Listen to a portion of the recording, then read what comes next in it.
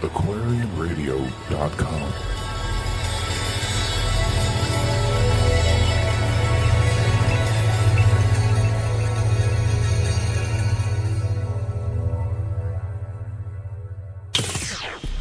Aloha, this is Enki.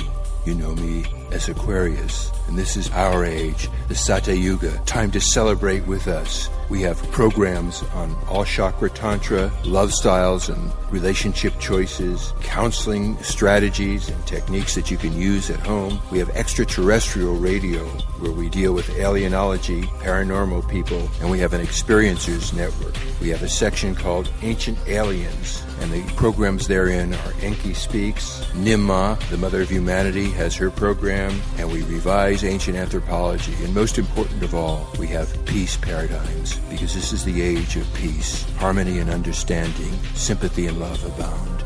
No more falsehoods or derisions, mystic crystal dreams and visions.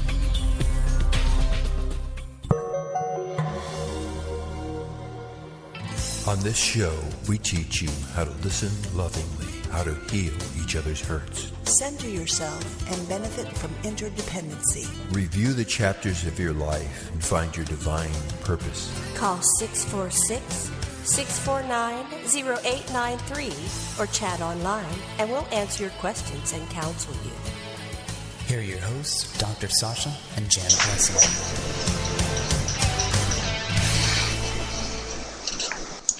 Aloha and welcome to Aquarian Radio. Today's show is Counseling Lessons. The title of today's show is Honor Your Inner Critic. Today is January 2nd, 2013. Happy New Year to everybody. Thank you for joining us today. I'm your host, Janet Leslie, and this is your co-host, or my co-host, and your host. Aloha, this is Dr. Sasha Leslie. I'd like to turn you on to the most wonderful type of strategy for managing your life and relations with people that I've ever encountered. And I'm an old guy. I've experienced them all practically. And this is the method of voice dialogue that my teachers Hal and Sidra Stone developed. And what this wonderful stuff does is it allows you to have internal voices or aspects of you that don't necessarily agree with each other, and you can mediate between them. Let me tell you a little bit about how these voices are formed and how you can use these voices, and we're going to teach you today how to use particularly one of them, the inner critic, how you can use these voices to center yourself and learn more about yourself and improve your relationships with other people. So when we are little, we come out with our psychic sort of potential of what we might be, and then right away, and we're very vulnerable. We're dependent on big people for our survival and for communication, for everything. And so, but we're very, very vulnerable. It's very easy for us to have our feelings heard or to feel scared and stuff like that. And so we develop voices to protect our vulnerability. Now let me concretize that a little bit by telling you how it worked for me.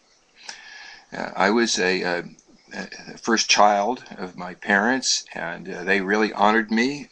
They called me Mein Kaddish. That means the the son who, when the father dies, will remember his name and will honor him. And it's a great honor. And I felt, like I was really a valued part of that family. I felt the king of everything, right? The king of the center of my parents' world. They had so much fun with me.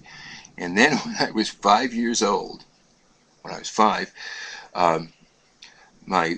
parents said that that Mom was going to have a baby, and Dad explained it to me, and I understood exactly what I pictured as he explained this stuff in sort of adult terms, because I used to help him plant tomato plants in the garden. He said, Daddy planted a seed in Mommy, and that seed is going to grow into your little sister or little brother.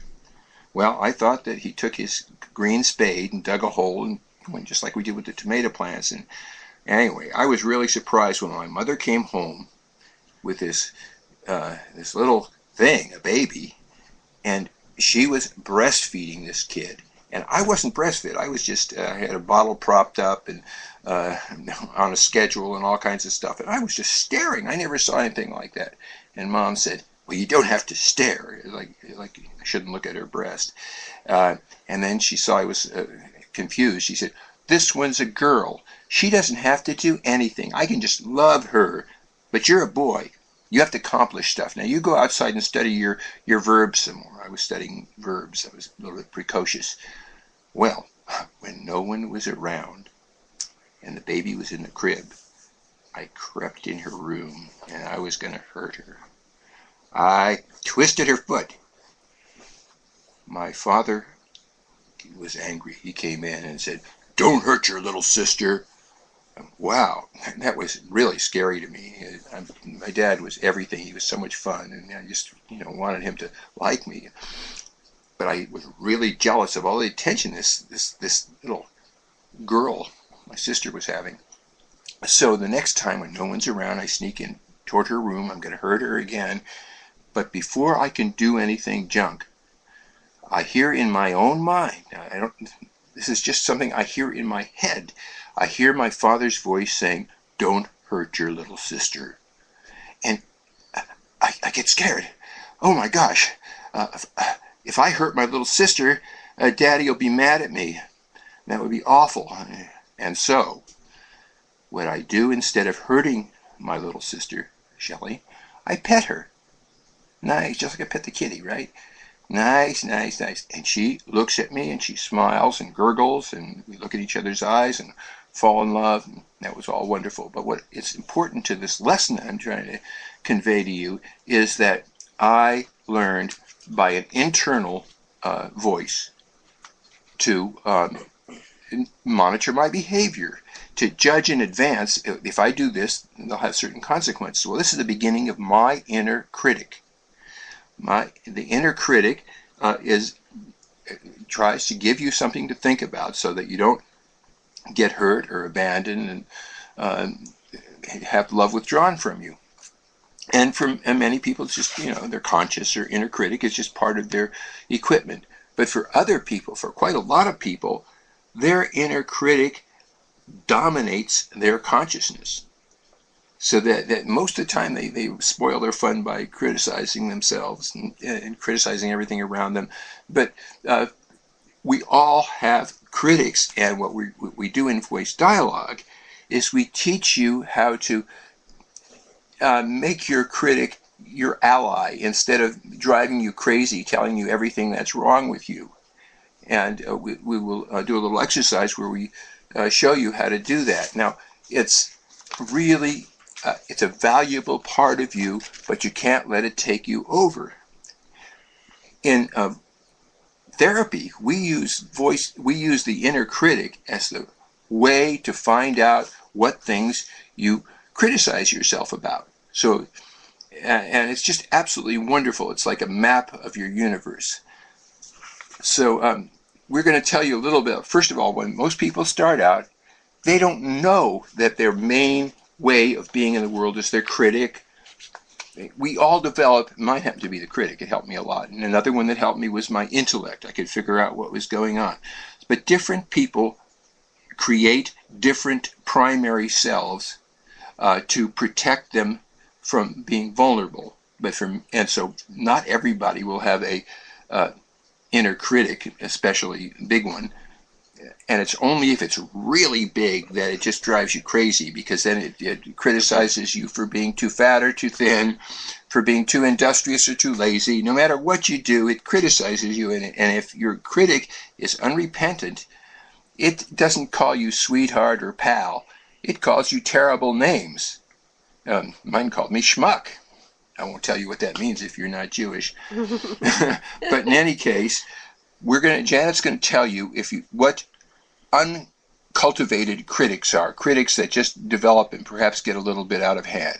Are we going to say it every other time? No, you just do this. You do the uncultivated one, and I'll tell you what happens after you've trained it.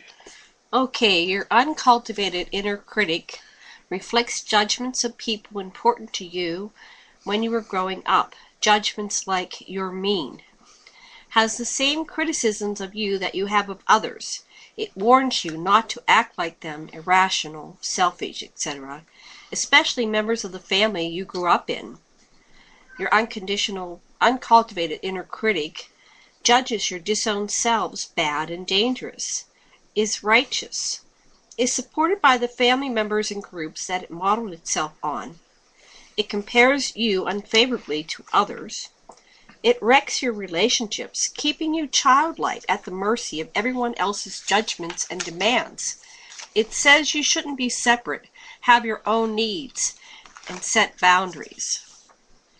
It recreates your childhood relations, agrees with everyone's criticisms of you, keeps you vulnerable, makes you play the child role to others who take a parent role, makes you distrust yourself, stirs up others' judgments of you, sees silences as negative reactions to you and asks you what you did wrong, is too verbal, won't allow the silence that can let you relate intimately, gets in the way of your sexuality, shames and abuses your inner child so the child feels victimized and is therefore unavailable for intimacy needed for relationships. Oh my gosh! So if you're, it's just a matter of degree. But if any of these inner critics traits are bugging you, then we've got to see what's going to happen with a little exercise we're going to give you. And here's what happens if you transform your critic. Your critic then acts like a positive parent, like an inner parent. It supports you. It makes risk-taking feel safe, and it lets you be creative and flowing. It's impersonal and doesn't worry that much about what others think about you. And when you've transformed your critic, it helps you say no and set up appropriate boundaries. You don't have to be a pleaser and just go along with other people. When you've transformed your critic, it's no longer interested in other people's criticisms, and so the other people's criticisms don't really bother you. And this frees you from the fearing shame or humiliation. When you've cultivated your critic, it lends you power, and it gives you greater authority in the world. It helps you focus clearly. Your inner critic, once you've tamed it, is objective. It analyzes feelings and events coolly. It doesn't make others wrong. Its evaluations of situations just help you behave appropriately and with self-discipline. When you've tamed your critic, it helps you get appropriate consultation and advice, and it can direct you to self-improvement and growth as an adventure rather than a terrible chore. Okay, so you get an idea that, and we're going to take Janet through this paradigm of how to work with your inner critic, and as she does that, you'll learn how to do it yourself, and it's also on the website where you can learn how to do it and take your time doing it with partners the best. Yes, our website is schoolofcounseling.org, schoolofcounseling.org. Okay, so we start out with Janet. Where you are seated now will be the place for your center, for the whole person. We'll call her Janet. Okay? Okay. Okay, so Janet, before we have you move into the inner critic, can you tell me how do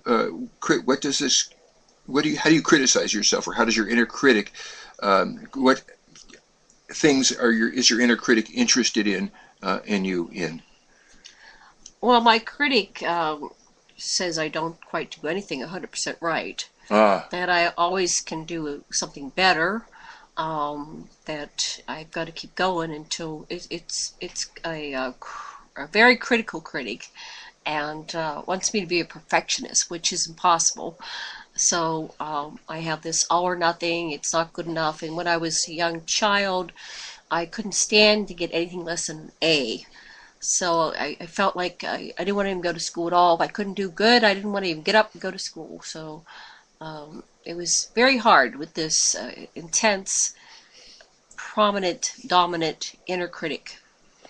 Yeah, so this is, this is a very, very common pairing. The perfectionist is also a separate subpersonality, and the perfectionist will often get into a a pair of bullies with the critic, and so we'll deal another